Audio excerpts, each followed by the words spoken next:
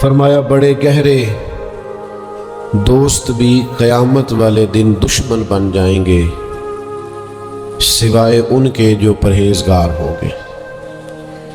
پرہیزگار لوگوں کی دوستیاں قیامت والے دن بھی قائم رہیں گی، باقی جو گہرے ترین دوست ہوں گے وہ قیامت والے دن دشمن بن جائیں گے، الا المتقین، سوائے پرہیزگاروں کے۔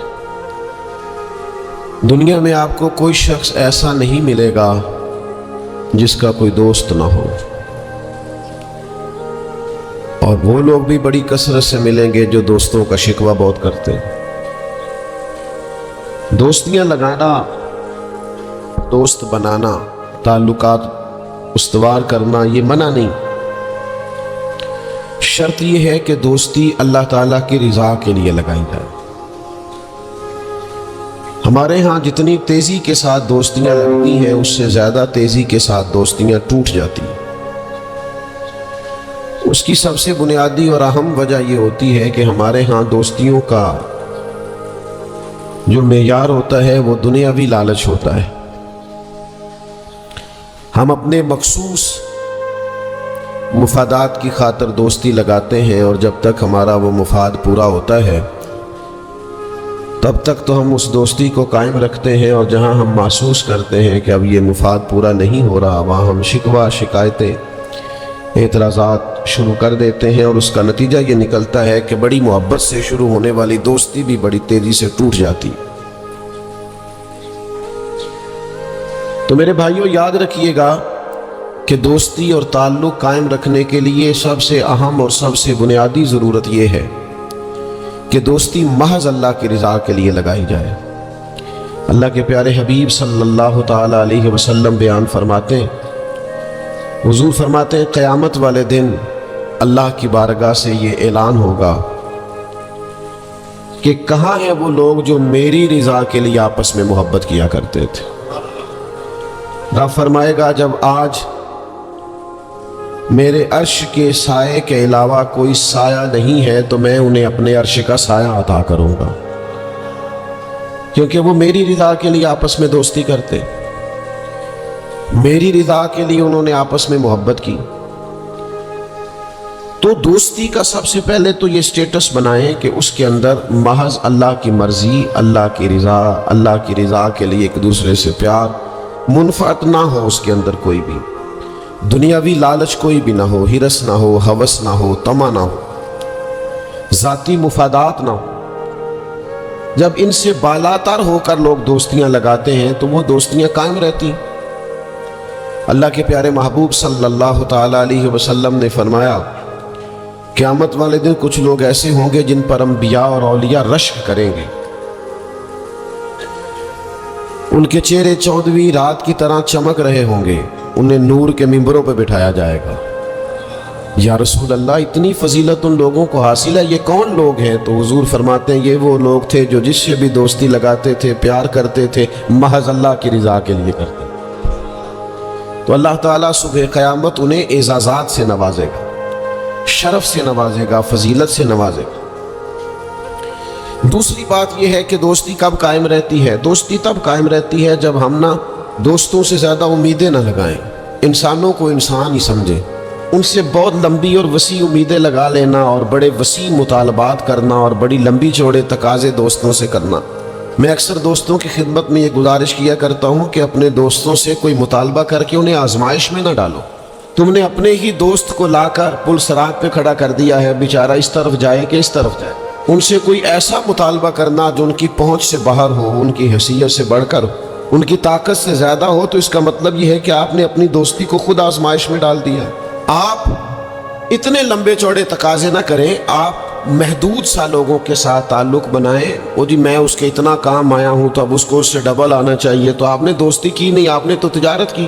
اگر آپ کی محبت ہوتی تو پھر تو آپ کا انداز اور ہوتا، جب تیرا حکم ملا ترک محبت کر دی، دل مگر اس قدر تڑپا کہ قیامت کر دی۔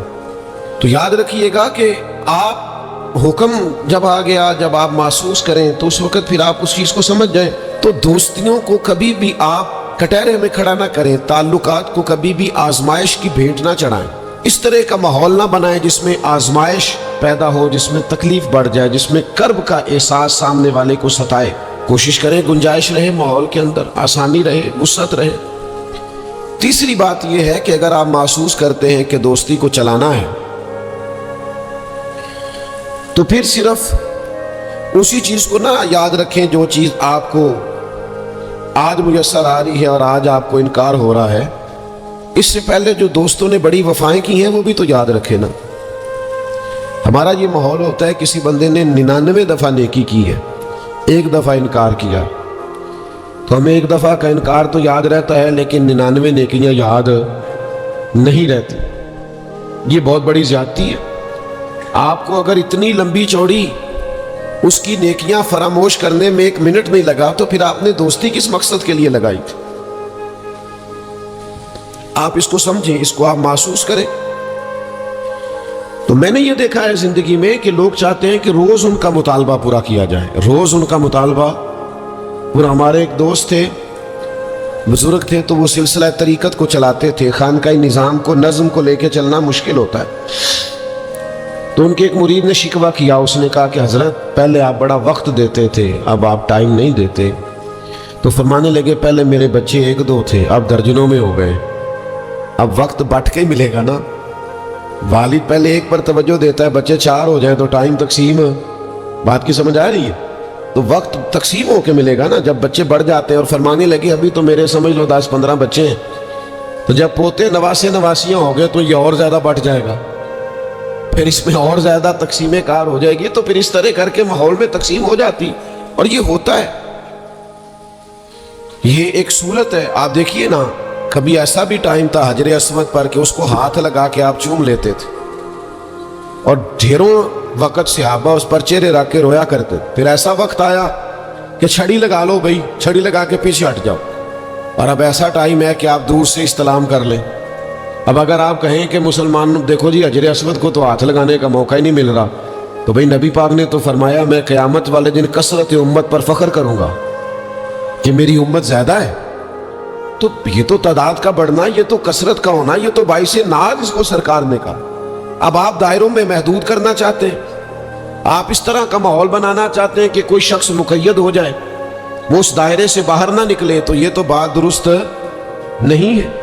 تو کوشش کرنے کا مقام یہ ہے کہ آپ دوسروں کے لیے بھی گنجائش پیدا کریں، دوسروں کے لیے بھی آسانی کرنے کی کوشش کریں، پھر تعلق برقرار۔ اور پھر آپ پچھلی نیکیاں بھی تھوڑی یاد رکھیں کہ اس سے پہلے اس نے بڑی نیکی کی، بڑی محبت کی، تو پچھلی نیکیاں بھی دوستوں کی یاد رکھیں۔ صحیح بخاری سے ایک حوالہ عرض کرتا ہوں، نبی پاک صلی اللہ تعالیٰ علیہ وسلم کا نا ایک راز لیک ہو گیا۔ حضور مکہ مکرمہ پر حملہ کرنا چاہتے تھے، تو ایک خط لکھ کے دیا گیا ایک عورت کو کہ جا کے پہلے سے آگاہ کر دو مکے والوں کو کہ تم پر حملہ ہونے والا ہے۔ اس عورت نے وہ خط اپنے بالوں میں چھپایا اور وہ نکل گئی۔ اللہ تعالیٰ نے محبوب پاک کو اطلاع دی، حضور علیہ الصلوۃ والسلام نے حضرت مولا علی کو 2 صحابہ کے ساتھ بھیجا، فرمایا مقام خاک پر تمہیں ایک بی بی ملے گی، اس کے پاس سے خط ہے جو کفار کی طرف جا رہا ہے، اسے گرفتار کرو، وہ خط لے لو اور واپس آ جاؤ۔ حضرت مولا علی شیر خدا رضی اللہ تعالیٰ عنہ وہاں پہنچ گئے، اس خاتون کو گرفتار کر لیا، اس کو کہا وہ خط دے، وہ کہنے لگی میرے پاس تو نہیں ہے، کوئی خط نہیں۔ تو حضرت علی فرمانے لگے چونکہ میرے نبی نے کہا ہے تو خط تیرے پاس ہی ہے۔ ساڈے نبی دی زبان ساڈے واسطے قرآن، وہ زبان جس کو سب کن کی کنجی کہیں، اس کی نافذ حکومت پہ لاکھ خط تیرے پاس ہے۔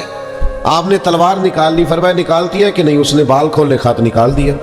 وہ خط جب کھولا تو خط لکھا تھا حضرت حاتم بن ابی بلتع رضی اللہ تعالی، بدری صحابی۔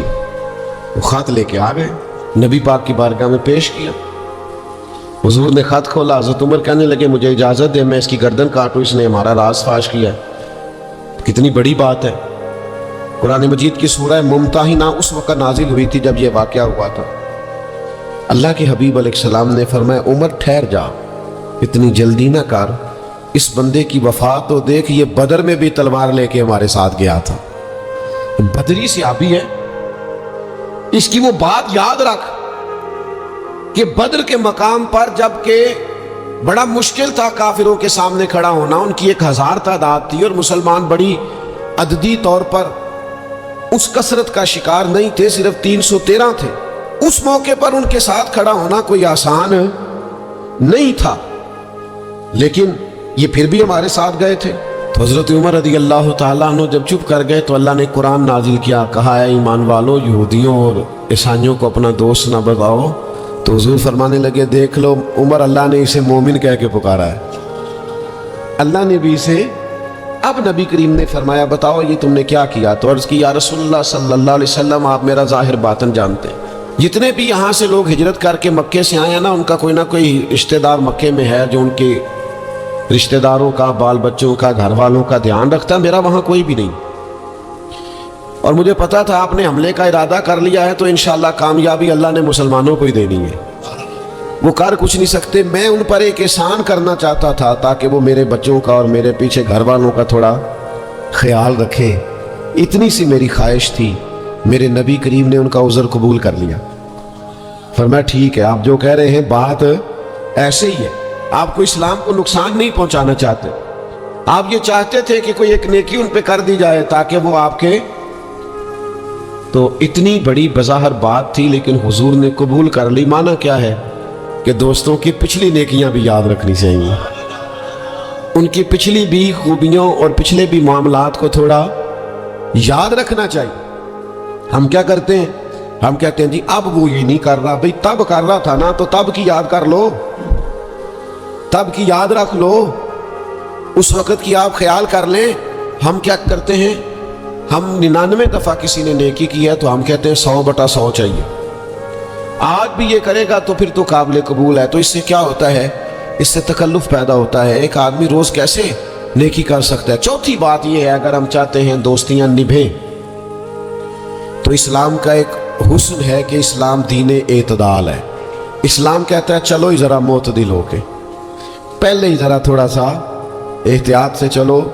हम जब किसी बंदे के ऊपर फ़िदा होते हैं तो फिर पूरे ही फ़िदा होते हैं, फिर तो जनाब ये भी तेरा है, ये भी तेरा है, ये भी तेरा है। और फिर जब बाद में लड़ाई होती है तो चाय की प्यालियों का भी हिसाब करते हैं कि वो जो वहाँ जाते हुए चाय पी थी ना, उसके पैसे भी मैंने दिए थे, लिहाजा वो भी मेरे बनते हैं वापस कर।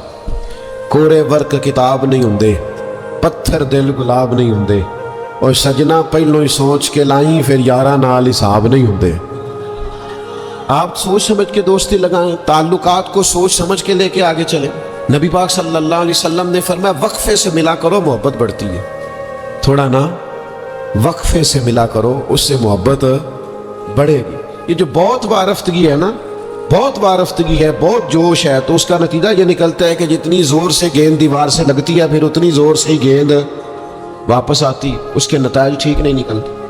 तो अर्ज़ ये करना चाहता हूँ कि एतदाल में रहें, मोतदिल रहें, आप उस हद से तजावुज़ ही ना करें। मेरे पास यहाँ एक दोस्त आए तो मुझे कहने लगे, जी मेरा दोस्त बड़ा अच्छा था, बड़ा नाइस था, बड़ा बेहतरीन था, बड़ा प्यारा था, मेरे एक दूसरे दोस्त ने उसे ख़राब कर दिया। तो मैंने कहा वो दूसरा दोस्त मैं समझा नहीं। कहने लगे, ये मेरा पुराना दोस्त था जिसने उसे ख़राब किया, जिसे किया वो नया था, 2-4 साल इसकी मैंने दोस्ती लगाई थी। अब वो दोनों डायरेक्ट हो गए और मुझे उन्होंने बीच में से निकाल दिया है। तो मैंने कहा ये तो अक्सर होता है, पहली दफ़ा तो नहीं हुआ, इस तरह तो ढेर दफ़ा होता है। कहने लगे मैं करूं क्या, मैंने बड़ा शोर किया है, उनको अपने एहसान भी याद कराएं पर वो मानते नहीं। मैंने कहा अब हल है ना, थोड़ा चुप कर जा कुछ अरसे के लिए, थोड़ी खामोशी इख्तियार कर। जो चुप कर जाता है वो भी बच जाता है। अगर तुम चाहते हो कि ये दोस्ती फिर से बहाल हो जाए तो ज़्यादा शिकवे ना करो, ज़्यादा शिकायतें।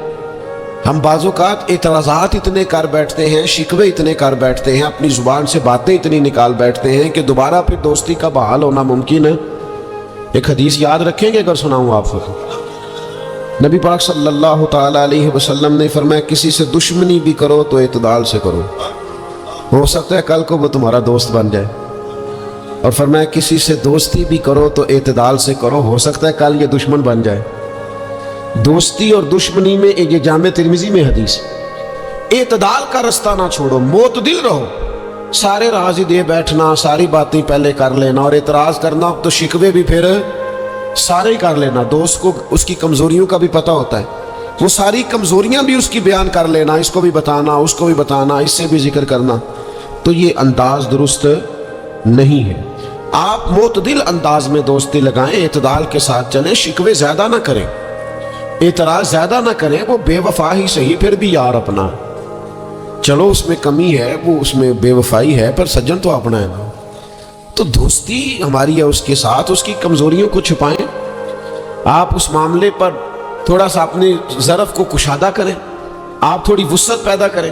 ہم سمجھتے نہیں چیزوں کو، ہم غور نہیں کرتے، اس خاص انداز میں چیزوں کو نہیں لیتے جس انداز میں چیزوں کو لینا چاہیے۔ ہماری ذاتی کمزوریاں ہوتی ہیں اور ہم ان کمزوریوں کا دوسروں پہ ڈال دیتے ہیں، کہتے ہیں وہ بے وفا نکل آیا۔ بھئی آپ بھی حد سے زیادہ فریفتہ تھے، اب آپ ہی حد سے زیادہ اعتراض کر رہے ہیں۔ حضور نے فرمایا جس کی تعریف کر لو پھر دوبارہ اس پر کبھی تنقید کر جو بیٹھے ہیں، تعریف تو ختم ہو گئی بات، پھر تھوڑی چشم پوشی کرو۔ انسانوں میں کمیاں بھی ہوتی ہیں، تو دوستی کو صحیح طور پر آگے لے جانے کے لیے چھٹا سبق یہ ہے کہ تھوڑی سی نا عادت عیب پوشی کی بھی بنائیں، تھوڑا پردہ پوشی کا مزاج ہو تو پھر بھی ذرا دوستی آگے۔ سمجھ آ رہی ہے بات کی؟ تھوڑی سی نا نظر عیب پوشی والی بھی۔ کچھ لوگوں کی تنقید کی آنکھیں اتنی زیادہ کھلی ہوتی ہیں کہ وہ بیچارے کسی جگہ بھی تعلق نہیں رکھ سکتے، جہاں جاتے ہیں انہیں کمیاں ہی کمیاں نظر آتی، خامیاں خامیاں نظر آتی، ان کا مزاج نہیں ہوتا کسی عیب کو چھپانے کا۔ تو آپ جس جگہ پہ موجود ہیں، جس جگہ آپ کے تعلقات ہیں، جہاں دوستی ہے، جہاں محبت ہے، وہاں تھوڑا سا عیب پوشی کا بھی مزاج ہونا چاہیے۔ نبی پاک علیہ السلام نے فرمایا تو کسی مسلمان کی دنیا میں پردہ پوشی کر دے، اللہ قیامت والے دن تیری پردہ پوشی فرما دے۔ آپ تھوڑا سا اس کا